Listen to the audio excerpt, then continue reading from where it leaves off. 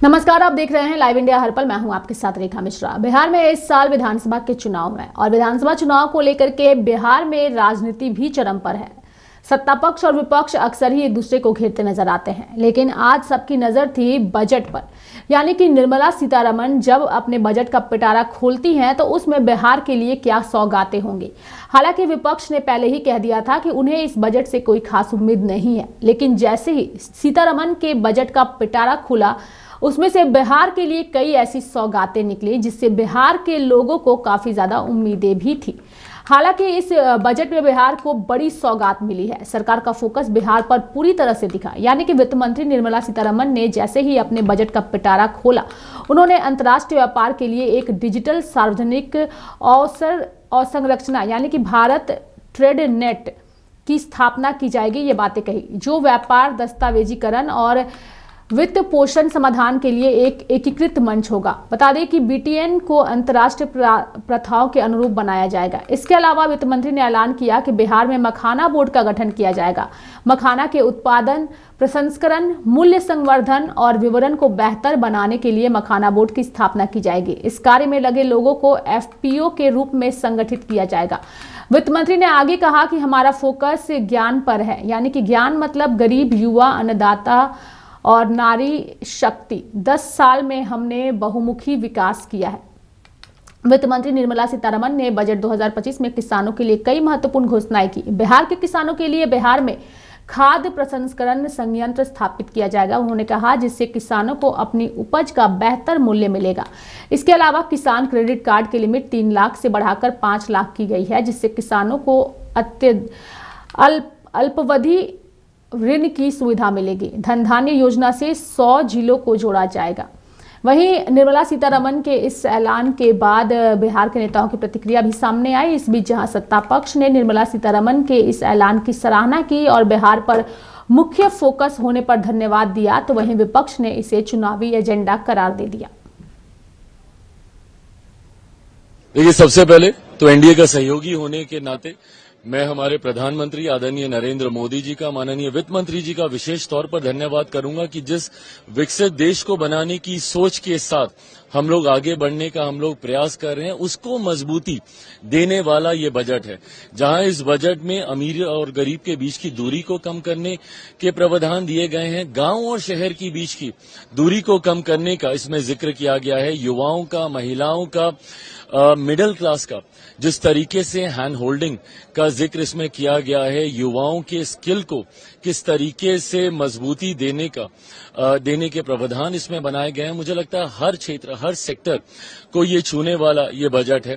खास तौर पर मेरे लिए, जिस मंत्रालय से मैं आता हूं, मेरे लिए ये एक ज्यादा खुशी की बात है कि निफ्टेम का एक लंबे समय से हम लोग की मांग रही थी। अभी सिर्फ निफ्टेम के 2 ही इंस्टीट्यूट थे। हम लोग लंबे समय से चाहते थे कि निफ्टेम जिस तरीके से युवाओं को प्रोत्साहित करने का, उनको बढ़ावा देने का कार्य कर रहा है, मांग थी हम लोग की लंबे समय से।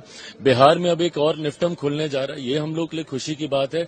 और साथ ही में मखाना, जो कि पुनः फूड प्रोसेसिंग में ही आता है और उसका सबसे ज्यादा उत्पादन बिहार में होता है, उसका मखाना बोर्ड बनाने का जो जिक्र किया गया है, उसके लिए भी मैं बिहारियों की तरफ से माननीय वित्त मंत्री जी का विशेष तौर पर मैं धन्यवाद कहूंगा।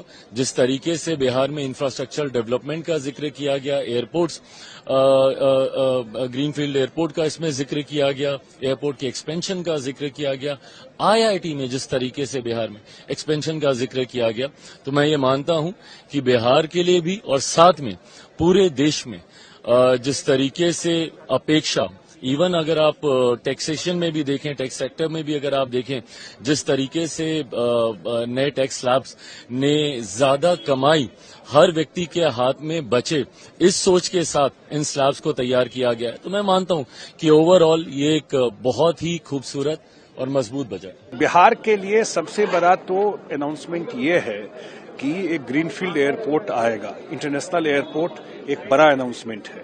उसी तरह मखाना बोर्ड जो बनेगा, 85% 90% मखाना मिथिला एरिया, कोसी एरिया में होता है और इतने किसान उससे जुड़े हुए हैं। तो मखाना बोर्ड बनने से उसका आजकल ग्लोबल डिमांड है मखाना का, तो उसका मार्केटिंग, उसका जितना एफपीओ है उनको लिंक करके करना, ये एक बड़ा अनाउंसमेंट है बिहार के लिए। वेस्टर्न कोसी इरिगेशन सिस्टम, पश्चिमी कोसी नहर, पूरा मिथिला एरिया का कितना लॉन्ग पेंडिंग डिमांड था, उसके लिए वित्त मंत्री जी ने अनाउंसमेंट किया है।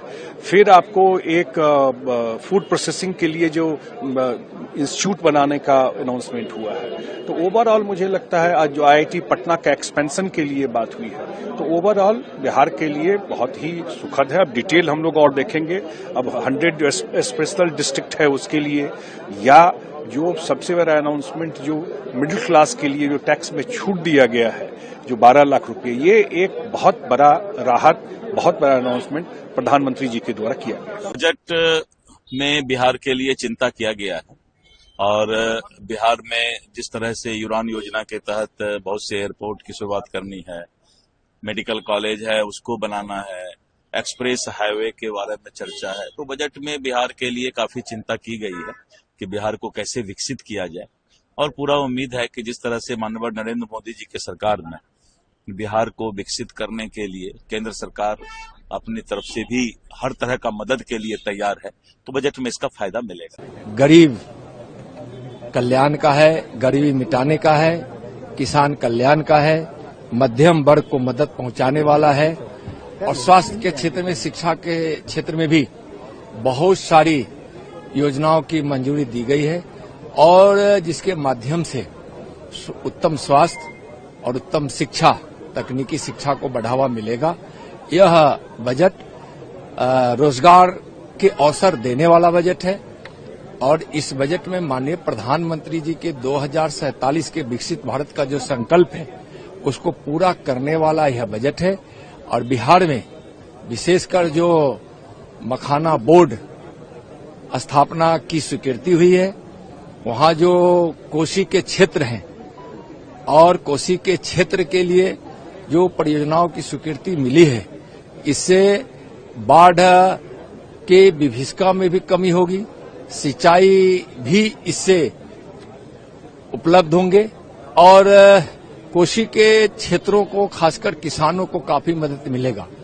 वहां ग्रीन एयरपोर्ट की भी जो स्वीकृति हुई है, उसके अलावा वहां बहुत सारी ऐसी बातों को बिहार के विकास को देखते हुए, बिहार की स्थिति को देखते हुए, वहां के बिहार के विकास के लिए और बिहार के कल्याण के लिए माननीय प्रधानमंत्री जी के नेतृत्व में आज जो माननीय वित्त मंत्री जी ने जो बजट में प्रावधान किया है, इसके लिए माननीय प्रधानमंत्री जी को और वित्त मंत्री जी को बहुत बहुत बिहार वासियों के ओर से बहुत बहुत आभार। लेकिन विपक्ष को इसके बावजूद आपत्ति है। देखिए, विपक्ष, मैं तो आरजेडी के नेताओं को कहूंगा कि बिहार की बात जब भी केंद्र की सरकार करती है तो विरोध में खड़े हो जाते हैं।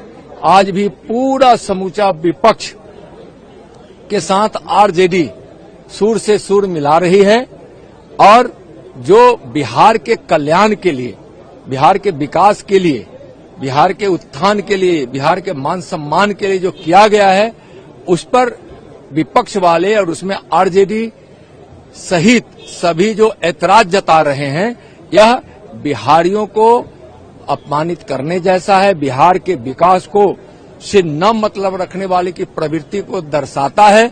बिहार के और बिहार वासियों के मन में माननीय मोदी जी हैं और मोदी जी के मन में बिहार वासी हैं, यह सिद्ध हो चुका है। अब यह लोग छटपटाए, बिहार के लिए माननीय मोदी जी ने जो काम किया है और यह जो बजट में प्रावधान माननीय वित्त मंत्री जी की है, उसके लिए फिर से हृदय से बहुत बहुत आभार। और जनता सबक सिखाएगी इन लोगों को। बिहार के विकास के लिए मोदी जी की सरकार जो प्रावधान की है, उसके खिलाफ में खड़ा होना आरजेडी, कांग्रेस, कम्युनिस्ट वालों को और सभी विरोधियों को बिहार में पता चल जाएगा। 2025 का जो चुनाव आने वाला है, जनता उसमें इन लोगों को सबक सिखाएगी। मुझे ये समझ नहीं आ रहा कि ये भारत सरकार का बजट है कि बिहार सरकार का बजट है। आपने बिहार के अलावा किसी और प्रदेश का नाम सुना वित्त मंत्री जी के पूरे बजट भाषण में? तो जब आप देश के बजट की बात करते हैं तो सारे देश के लिए उसमें कुछ ना कुछ होना चाहिए।